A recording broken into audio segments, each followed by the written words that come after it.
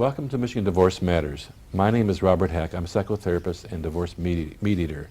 In the past, we talked about divorce issues, but let's look at some facts. How many of you know how to take care of your kids? You need to have some workshops to understand this. Today, I have a guest, Kevin O'Shea, talking about a workshop, 2014 workshop called Partnership for Dads. Kevin, welcome to Michigan Divorce Matters. Would you please tell me a little bit about yourself and the workshop? Sure, Bob. I'm an attorney, father of three, divorced a few years ago. I got involved with the Michigan Fathers Conference back in 1999. I think that was the first or second conference as a presenter, because I was an at-home dad at the time, and I stayed at home for 14 years before returning to the practice of law a few years ago. So I've been involved with Partnership for Dads and the Fathers Conference during that whole period, and my purpose has been to help fathers understand more about parenting, to help fathers answer questions about parenting, and to help them become equal partners with their wives or significant others, the mothers of their children, in their children's lives. This is not just for dads, it's also for moms too. And John Langlois, would you tell us a little bit about yourself and how you got involved with this group? Well, first and foremost, I'm a parent. I've been blessed with two wonderful children, a 24-year-old son, Nolan, who is about to bless me, him and his significant other, with my first grandchild. I know I don't look old enough, but I am. You do. So I am old enough, yes. My father's informed me that I'm in fact old enough, and age was not a requirement for grandparenthood. But I also have a 16-year-old daughter who actually is going to be 16 a week after this taping on December 4th. But first and foremost, I'm a parent. I want to say a special hi to my support system, my significant other, Cindy, who helps hold the whole thing together at my house. But 5 years or so ago, I was blessed with the opportunity to serve the Dads and Moms of Michigan organization. We're a child advocacy organization that helps children by helping their parents understand how to be better binuclear parents. Binuclear, most people don't understand the word binuclear. Would you explain that a little bit? Binuclear parenting, yes, and that's a very good question, Bob. Binuclear parenting is when you have an intact relationship. The children live with both their mother and their father it's referred to as a nuclear family. When there's a division, a divorce or a separation or similar domestic relations action, there's lots of different ways that it can be coined. But the parents now have separated, and the children have a binuclear existence because they have two nuclear homes, such binuclear. One Mom's with the mother, house and dad's house. Mom's house and dad's house, exactly. Mm-hmm. So we help parents learn how to respect boundaries, how to see things from the children's perspective, basically how to be better binuclear parents, which you always got to cooperate with your co-parent, even in an intact relationship. That becomes progressively more difficult when there's a divorce or a separation. So we're a child advocacy organization that assists parents so that they can be better parents, and that's how we serve the children. You have several programs available through Dads and Moms of Michigan. Is it supervised parenting and the DEP program? Can you go a little bit more into that? We have our service offerings split into several segments. One, we provide supervised parenting time and exchanges, and what that allows is for parents, for one reason or another, that the court has deemed the children need to be protected and ensure that certain things don't happen until certain behaviors are corrected by a parent. We will monitor the visits so that the children can still have a continued relationship with their parent. We also do supervised exchanges. In a lot of divorce situations, the parents will do the exchange of the child at the police station, which isn't very healthy because the children know, even at a very tender age, that people go to the police station because somebody's in trouble. So they have this negative impact. So we let them do the transfers at our facility. Well, the biggest thing that we do is actually provide education to the parents. And we have two components to that. One is the After Divorce Effective Parenting Together workshop. Mm-hmm. And the other is our free family law assistance groups. And the free family law assistance groups happen on every third Monday, not the third Monday of the month, which is a common confusion, but every third Monday. And we have an educational segment presented by a subject matter expert. Half of them are family law related procedures and practices, and the other are more family and parenting. We deal with things like parental alienation, or as it's called, the other name that it's called too is emotional child abuse after divorce. We deal with communicating with an uncooperative co-parent. All of this was designed to be an extension of the Oakland County Smile program that was created by retired Circuit Court Judge Sosnick. And we've been working very closely with the judge on formalizing the marriage in between the Dads and Moms Family Law Assistance Group and the existing Smile program, which is an hour-and-a-half long. And we hope to have a segment in the near future to talk about how that's breaking out and all of that goodness. But we're going to help with the Partnership for Dads Conference. We're an education organization. The Partnership for Dads folks are an education organization. And we're going to provide some content. Judge Sosnick's going to be speaking to talk about the Smile program and the Dads and Moms breakout sessions.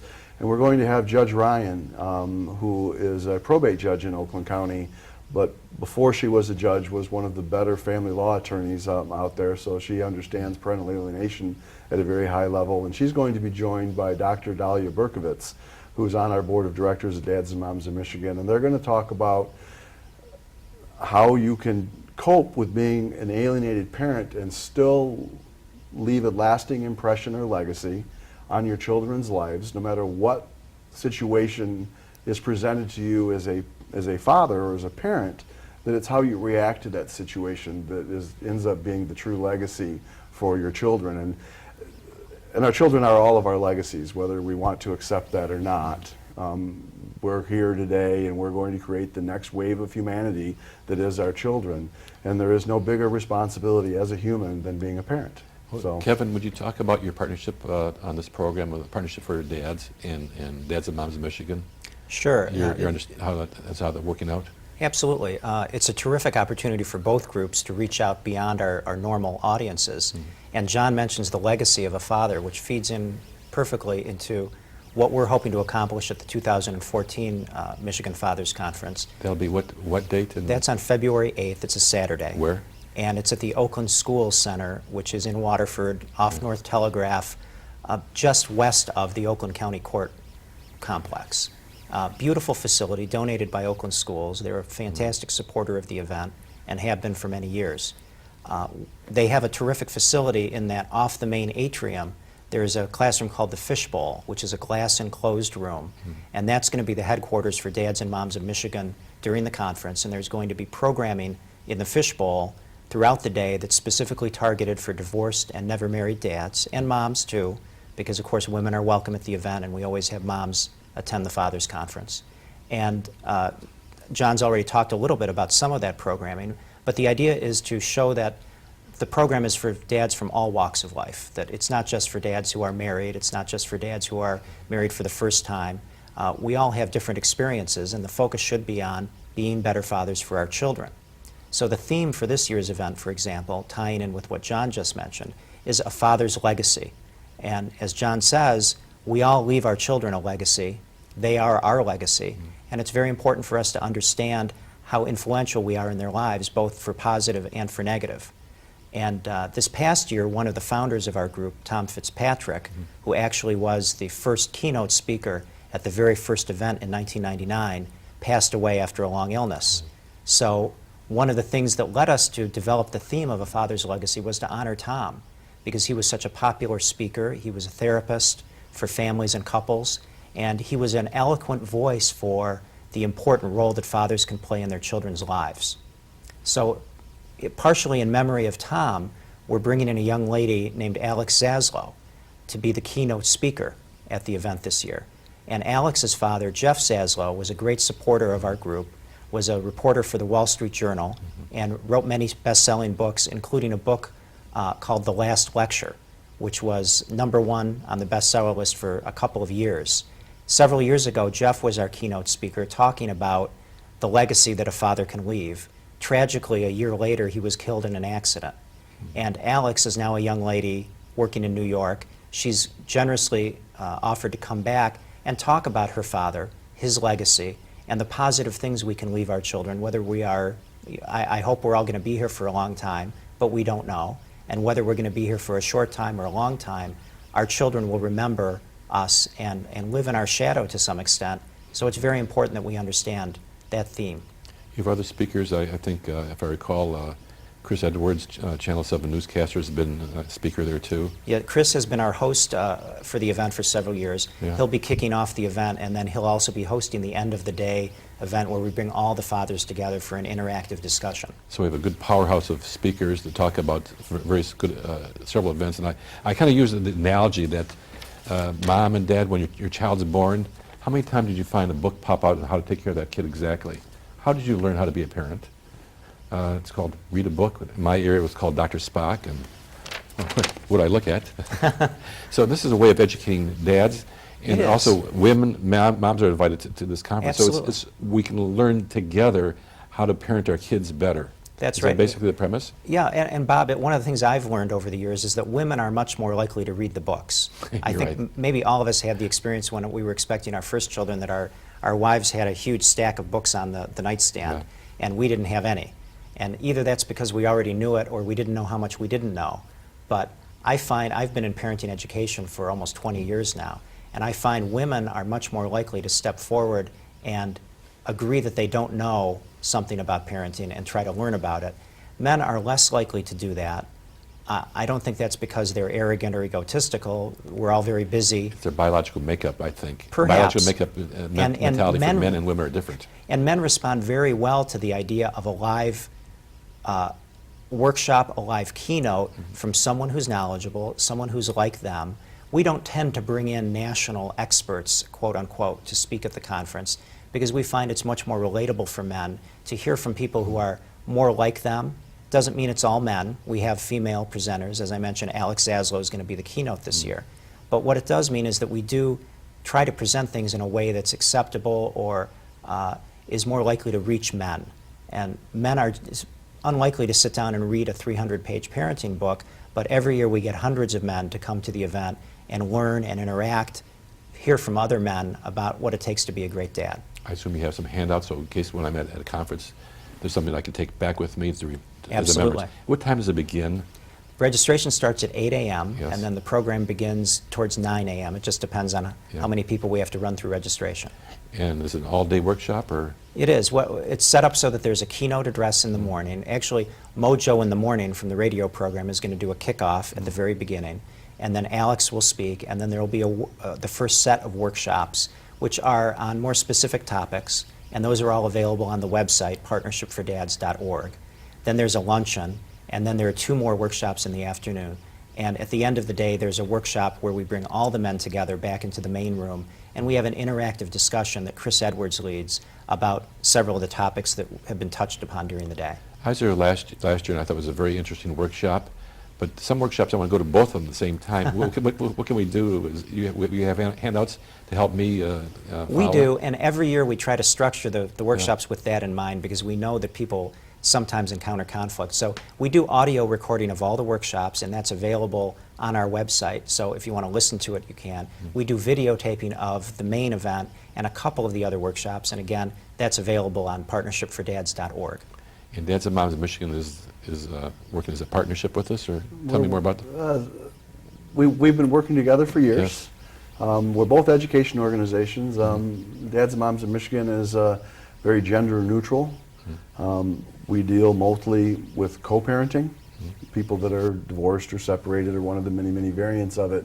But what we've found when looking at the material and the content, that parenting is parenting, and learning to communicate with your co-parent is communicating with your co-parent. A lot of the problems and disputes that intact families have are the same that separated families have. It's about communication. And I heard Kevin talked about something that I'd like to add something to. Please do. Men aren't the greatest communicators in the world. So how are you doing, Dad? I'm fine. Fine. Mom? Yes. How are you doing, Mom? Mom, this, so we have different ways of expressing ourselves. It's the way our brain structure is if you go to the anatomy of it. So you know, They expand on this. We say, get to men the don't point. sit around the coffee pot talking about their domestic issues that they're having at home with their children and the day-to-day coordination and communication with your spouse, your partner, and the world is evolving. It's hard to. Men don't know exactly how they're supposed to behave anymore. Women don't know how they're supposed to behave. In the old days when I was growing up, I don't think I ever watched my dad change a diaper. My generation, I have no memory of learning to change a diaper. It's something I've always known how to do. I've got 3 older sisters and 2 younger. So my younger sisters came into the world when I was 5 or 6, so I started out putting my thumb on the diaper. I've always been able to burp a baby and to change a diaper, where my dad never, ever, because it wasn't socially acceptable. But with this role modification that's happened, men need some help understanding on how to be the new modern man, if I will. Yeah. And it's hard to define, and there aren't any real roles and responsibilities. And the stay-at-home dad isn't very socially accepted. I'm a full-time custodial father, and I'm very blessed and very lucky to do that. One of my problems in society is that when I tell people that I'm that, people ask immediately where the mother is, and it's got a whole other story. But I know that when a single custodial mother tells somebody that that's their situation, that's socially acceptable, and that man who's absent, and da-da-da-da-da-da-da. So it's a different perception from being a single custodial father from being a single custodial mother. And in today's day of age, there are more and more men that are performing a non-traditional role in the home. The new traditional role and the non-traditional role are the same thing to me. They're learning to be part caretaker of the nurturer of the child while still maintaining the responsibility to be the provider. I was the youngest in my family, so obviously I didn't get to see any of 2. So obviously I didn't get to see anybody being diapered. And when my kids were born, I quickly read this book on how to, diapering. And at my time, they didn't have the disposable bottles. We had the glass bottles we had to sterilize. And it was interesting. And I'm diapering my daughter, and there's a little problem here. I took her to the doctor, and she had a hernia. So there's a logical... So I learned, by the seat of my pants. It sounds like World War I. When you fly a plane, we learn by the seat of our pants. This is a group here to go from that point forward so we can learn more how to take care of our kids. That's right, Bob. There's an amazing amount of wisdom among all the men, fathers, grandfathers, sons in our community. And it's a tragedy in some ways that we don't communicate more. We don't share it. We'll share more. We'll share the way men share. Yeah. It doesn't have to look like what women do. Yeah. But imparting that wisdom is such a big part of why we do what we do and why we put on the Fathers Conference every year. It's absolutely inspirational to watch the men at the end of the day, because one of the main things they get out of the conference is not from the speakers or the so-called experts. It's connecting with other dads like themselves. And they walk out of there making new friends, and they walk out of there with the support of knowing that they're not the only guy who wants to be more involved. They're not the only one who wants to be a better dad, that we all want that in one way or another, and we're trying to do the best we can. Is there theories on how to raise kids emotionally involved in that? Yes, there are speakers who talk about how to become more connected with your children. We always have Ted Browdy, who's an expert on boys, one of our most popular speakers, who talks about raising sons. We also have workshops that are directed towards fathers of daughters. So we try to hit upon basically everything you would want to know. Of course, we only have one day, and we like to turn over the content, so every year is different. And if we don't hit on something this year, we may hit upon it next year. For example, for years we've been trying to find a good speaker to talk about blended families. And it's difficult to find someone who knows what they're talking about and can do it in an engaging way. And I'm thrilled that this year we have Dr. Bernie Less from Wayne State, who's a fantastic speaker. I've seen Bernie many times, and this year he's managed to fit us into his schedule, and he's going to be addressing blended families. Is another name for blended families like step parenting? Yes, it's what you might call step parenting. Yeah. The terminology is changing. There's been movies on that. What's that one? The Stepmom and a bunch of other movies about step parenting. People use the word step parenting as negative. Exactly. When I got married the second time, my current wife, I couldn't. As far as I'm concerned, she's on a pedestal when it comes to helping me with my kids. Innately, she seemed to know better. Some people don't have that. I was lucky in that case. So this is a workshop in order to help. That's right. It's a very step parenting is challenging. kind of look as a negative word. Yes. Blended families, I think, is a better word for it. Yeah, it's very challenging. I have my former wife just got engaged. She's going to be getting married next year, and people have asked me, "Does that bother you? Do you feel like you're being replaced with your kids?" And I'm the custodial parent for my kids, but we have almost an equal parenting time schedule. Good. But it doesn't threaten me at all. The man my ex-wife is marrying is a wonderful guy. He's going to be involved in my children's lives every day. Why wouldn't I want him to be a wonderful guy? Why would I want it to be a negative experience for anybody? It's a challenging experience, and I think it's one of those things we have to address. And some of the lessons that step families face are the same ones that regular families face or traditional families face. And that's something John mentioned. Yeah. We can't hold up the traditional family as something without warts or problems, because we know that's not true. And we shouldn't point to families that are non-traditional as inherently unstable, because we know that's not true. We ought to work together to share our wisdom. Well, I hate to share this one example. It's called Fiddler on the Roof. Tradition. The show is back in the old Eastern Europe, how things change, and they married somebody outside the religion. And we have different variations in this same theme here. Nowadays, people are not marrying necessarily the same nationality, the same religion, and how do we handle these various blended families? And that's been a very, very difficult issue for people to follow through. And it's dad's and mom's view Yeah. that of all the workshops that are in them, the most significant, and it's a new one, is the blended families one, because being part of a blended family is now normal. If you're not part of a blended family, you have a situation that is outside the norm, which means, even though that can be offensive to people, less than 50% is less than the norm. More than 50% is greater than the norm, and the norm is 50%. When my daughter started middle school, the middle school principal at Walled Lake Geisler told me that 60% of the children do not live with both biological parents. So this is a 12-year-old in Walled Lake. This is the metrics. These are the dynamics. So understanding that is fundamental to understanding how to be a better parent. I was very blessed. I've been divorced twice. My first wife married a wonderful man, a guy named Roger, and I could not have handpicked a better stepdad. And everybody was bizarred. I got the same questions that Kevin was receiving. Are you offended? I believe it takes a village. The more people that love the child, the better off the child is, especially when they're fit, competent people. And my son's stepdad, or his other father as I refer to it, is fit, competent, and did an absolutely phenomenal job. And they got married when my son was 5, and played just as much a role in who my son became as I did. The biological father and the biological mother, the step-parents are not necessarily dad or mom, but sometimes it depends on how we communicate this with our current spouse and our former spouse. So in understanding the dynamics, and Roger did a great job, especially in the early part, of not pushing his will too much, and he understood the boundaries, and actually the relationship was kind of funny because I had to pull him in. I wanted him to be more active. What does Roger think? You know, and initially he wasn't sure how to react to that because he was expecting, we've talked about this, so he was expecting me to be adversarial and to push him away. Well, that was silly. He wasn't going anywhere. My son was going to live in his house a great deal of the time. Me resisting something that simply was not in anybody's best interest, assuredly my son.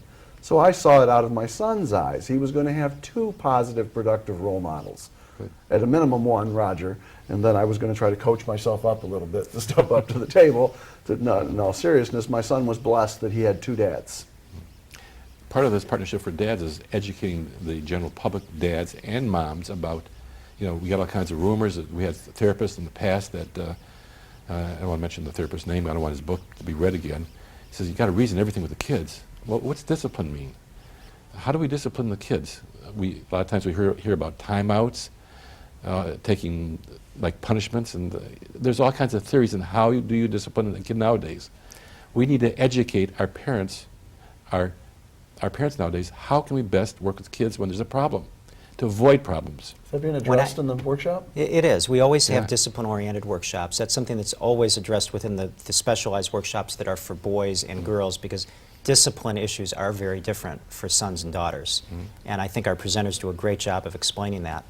Several years ago, I was lucky enough to co-author a book with Jim Wendell, who is a noted psychologist and focuses on discipline issues. And we called it the father-style advantage. And the focus of the book was on how dads tend to discipline children differently than mothers, and how it can be a very positive experience.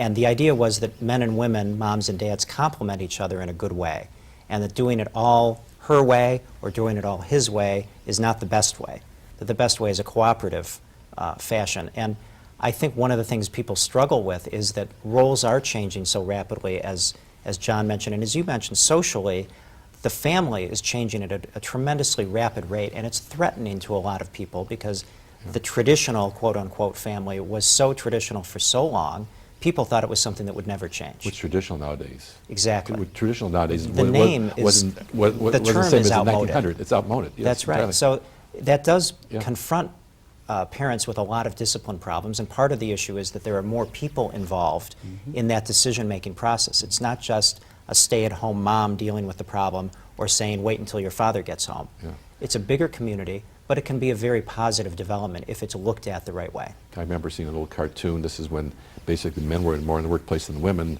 and the boss yelled at the dad, at the father, and the father came home and yelled at the mother yelled at the kid kicked the dog. Right. So it's that was then. Nowadays, we kick everybody sometimes. I was going to say, we all get kicked at we all some get point kicked. now, right? How do we handle this? How do we handle discipline? How do we handle variations? And Partnership with Dads is a nice educational program, and Dads and Moms of Michigan, a 501c3 organization, is interested in the, as a child advocate, how can we help parents be parents better? And one thing I want to thank you, John, you being here as president of Dads and Moms of Michigan. This beautiful set here has been funded by Dads and Moms of Michigan, and I can't thank you enough for this, making a beautiful set here, allowing us to have this. Well, thanks. Dads and Moms is all about education, and we're very, very happy to be working with you, Bob, and trying to bring all this information to the general public. We talked about tradition real quick, if I can just real second. Tradition drifts and changes. Okay, so we work at different education. In this program, Dads and Moms of Michigan, Michigan Divorce Matters, what can we do in the future to help you, the public, understand various issues that you have that you'd like to have us bring on Michigan Divorce Matters?